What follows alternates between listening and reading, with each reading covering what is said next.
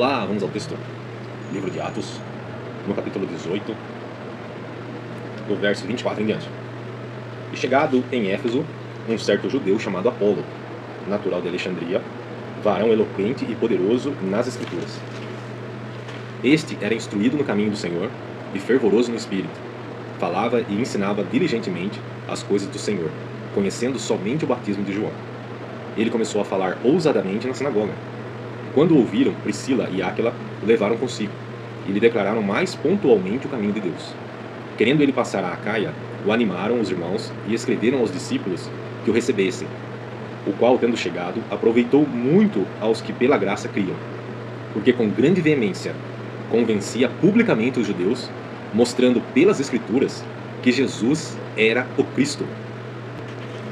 Agora vamos a 2 Coríntios, no capítulo 12. É necessário que eu continue a gloriar-me com isso, ainda que eu não ganhe nada com isso. Passarei as visões e revelações do Senhor. Conheço um homem em Cristo que há 14 anos foi arrebatado ao terceiro céu. Se foi no corpo ou fora do corpo, não sei. Deus o sabe. Eu sei que este homem, se no corpo ou fora do corpo, não sei, mas Deus o sabe, foi arrebatado ao paraíso e ouviu coisas indizíveis, coisas que ao homem não é permitido falar. Esse trecho fala sobre Paulo e as visões que ele recebeu. E agora nós vamos aqui ao livro de Gálatas. Gálatas, no capítulo 1, verso 23, e iniciaremos também o capítulo 2. Porém, eu ouvi dizer que aquele que perseguia no passado, pregava agora pela fé, que outrora ele mesmo destruía, e gloriavam a Deus por mim. Então, 14 anos depois, eu subi outra vez a Jerusalém, com Barnabé, levando também Tito comigo.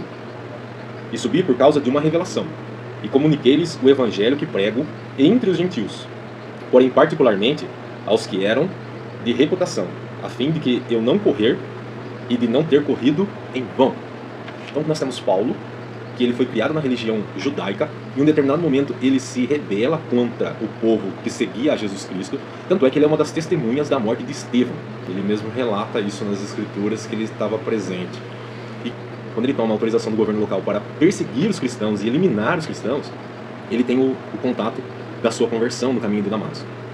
E aí, a partir disso, imediatamente ele sai apregoando a Jesus Cristo. Não. Ele fica 14 anos sendo preparado pelo Espírito Santo de Deus e pelo conhecimento das Escrituras para iniciar o seu ministério. E aí nós temos também o relato do primeiro texto que nós lemos, que fala sobre Apolo, eloquente e conhecedor das Escrituras. E depois nós temos esses homens diante dos governos e diante das sinagogas apregoando a Cristo com um conhecimento fiel das Escrituras e cheios e revestidos do Espírito Santo de Deus. Tanto é que Paulo teve revelações já no momento da sua conversão e aguardou o tempo de Deus, que é perfeito, para começar o seu ministério público, apregoando aos gentios. E por isso que muitas dessas palavras que chegaram até nós são graças ao apóstolo dos gentios, o apóstolo Paulo. Então nós temos que carregar a cruz de Cristo completa. Uma parte da cruz, ela vai ligar a terra no céu, através de profecia e revelação. Liga o céu e a terra. E a outra parte da cruz, ela vai ligar o conhecimento e a doutrina. Nós não podemos carregar a cruz incompleta. Nós temos que carregar a cruz completa. Porque o próprio apóstolo Paulo deixa isso relatado nas Escrituras. O que vocês teriam proveito das pregações que eu faço se eu não vos pregasse por revelação, profecia, conhecimento ou doutrina?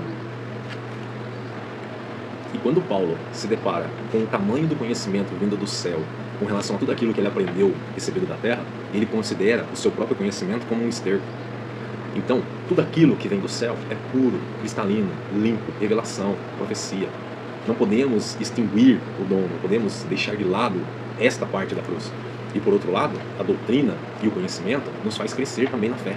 Dado ao profundo conhecimento das Escrituras e ao completar do Espírito, que muito provavelmente Apolo deve ter sido o autor da carta aos Hebreus, até pela similaridade do texto com relação aos escritos e vivência que teve com o próprio apóstolo Paulo. Então em Hebreus nós vamos encontrar coisas preciosas que fundamentam a nossa fé. Que Cristo é Filho de Deus e Ele é superior aos anjos. Depois nós temos que Jesus ele é superior a Moisés. Lembra? Apolo pregava para os judeus e os convencia veementemente, publicamente. Então precisava apresentar a Cristo superior a Moisés, até porque eles acreditavam em Moisés e criam em Moisés, tinham recebido a fé desde a época de Moisés. Jesus, o sumo sacerdote. Depois o sacerdócio de Jesus, semelhante ao de Melquisedeque, palavras tudo do livro aos Hebreus. O verdadeiro sacrifício, sacrifício de Cristo é pleno e definitivo. E os exemplos da fé retirados do Antigo Testamento, justificação pela fé, Hebreus 11. Quem não conhecia as Escrituras não poderia deixar um relato tão precioso e detalhado do período que se passou das antigas Escrituras. Então, olha a importância do conhecimento atrelado ao poder do Espírito, a cruz completa, ligando céu e terra, revelação, profecia, e também ligando conhecimento e doutrina.